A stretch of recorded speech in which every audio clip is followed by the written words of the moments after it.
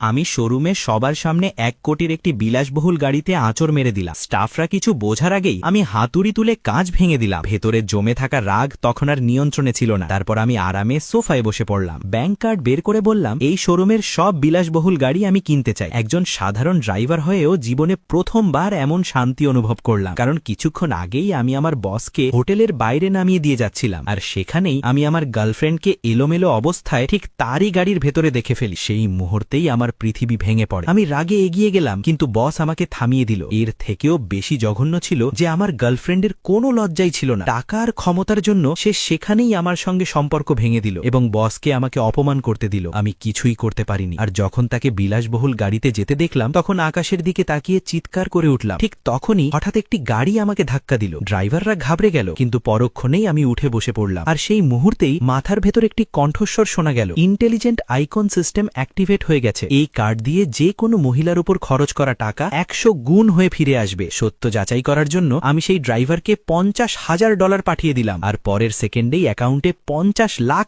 এসে গেল। তখনই বুঝে গেলাম এটাই আমার ভাগ্য বদলানোর সুযোগ। তাকে ধন্যবাদ জানাতে আমি তাকে একটি দামি গাড়ি গিফট করতে শোরুমে পৌঁছালাম, কিন্তু সস্তা কাপড় দেখে স্টাফরা আমার ঠাট্টা করলো এবং বলল আমি একটি গাড়িও কিনতে পারবো না। আমি সরাসরি ব্যাংক ব্যালেন্স দেখিয়ে দিলাম। তখন সবার আচরণ বদলে গেল, আর বেশি ক্যাশব্যাকের জন্য আমি সব মহিলা সেলস স্টাফের জন্য গাড়ি কেনার সিদ্ধান্ত নিলাম। ঠিক তখনই আমার এক্স গার্লফ্রেন্ড আর বস সেখানে এসে গেল, আর সে সবার সামনে বলল যে আমি মিথ্যে বলছি। আমি কোনো ব্যাখ্যা দিলাম না, শুধু হাতুড়ি তুলে আবার কোটি টাকার গাড়ি ভেঙে দিলাম। সবাই অবাক হয়ে গেল, আর আমি ঘোষণা করলাম এই গাড়িগুলো সব মহিলা সেলস স্টাফের জন্য। আমার শক্তি দেখে আমার এক্স বস আমাকে ছেড়ে আমাকে ফিরে পাওয়ার চেষ্টা করলো, কিন্তু ততক্ষণে অনেক দেরি হয়ে গেছে, কারণ সেই মুহূর্তে সব মহিলা সেলস স্টাফ আমাকে ঘিরে ধরেছিল আর বলছিল যে তারা আমাকে বিয়ে করতে চায়।